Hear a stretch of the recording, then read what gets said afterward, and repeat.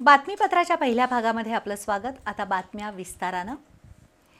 2021 नंतर गोकुळचे सभासद झालेल्या 410 सहकारी दूध संस्थांचं सभासदत्व रद्द करण्याच्या प्रशासक मंडळाच्या ठरावाला आज सहकार न्यायालयानं स्थगिती दिली। प्रशासकीय कालावधीत कोणताही धोरणात्मक निर्णय घेता येत नाही। नवीन सभासद करणं किंवा सभासद रद्द करण्याचा अधिकार प्रशासक मंडळाला नाही असे निष्कर्ष न्यायालयानं नोंदवले। सहकार न्यायालयाच्या या आदेशामुळे त्या 410 प्राथमिक दूध संस्था गोकुळच्या निवडणुकीत मतदानासाठी पात्र ठरणार आहेत।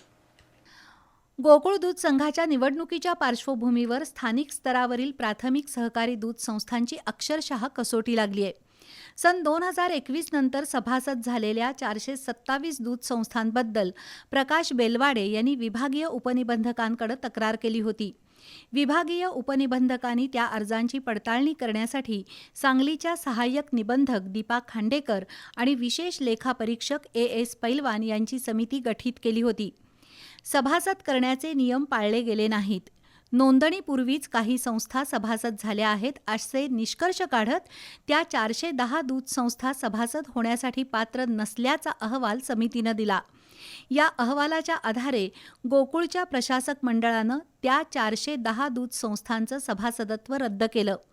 संबंधित संस्थांना तशी नोटीस पाठवली, पण प्रशासक मंडळाच्या त्या ठरावाला राधानगरी तालुक्यातील शिवशंभो सहकारी दूध संस्थेसह आणखी 3 संस्थांनी सहकार न्यायालयात आव्हान दिलं। या याचिकेवर आज सुनावणी झाली। ॲडव्होकेट कल्पेश पाटील यांनी गोकुळ दूध संघाच्या वतीनं युक्तिवाद केला, तर दूध संस्थांच्या वतीनं ॲडव्होकेट प्रमोद पाटील यांनी युक्तिवाद केला। प्रशासक मंडळाला सभासद वाढवण्याचा किंवा रद्द करण्याचा अधिकारच नाही। प्रशासक मंडळानं केलेला ठराव बेकायदेशीर आहे, त्यामुळे प्रशासक मंडळाचा ठराव रद्द करण्याची मागणी प्रमोद पाटील यांनी केली। दोन्ही बाजूचा युक्तिवाद ऐकल्यानंतर सहकार न्यायालयानं गोकुळच्या प्रशासक मंडळानं केलेल्या ठरावाला स्थगिती दिली। या दाव्याची सुनावणी आता 1 महिना पुढे ढकलली आहे।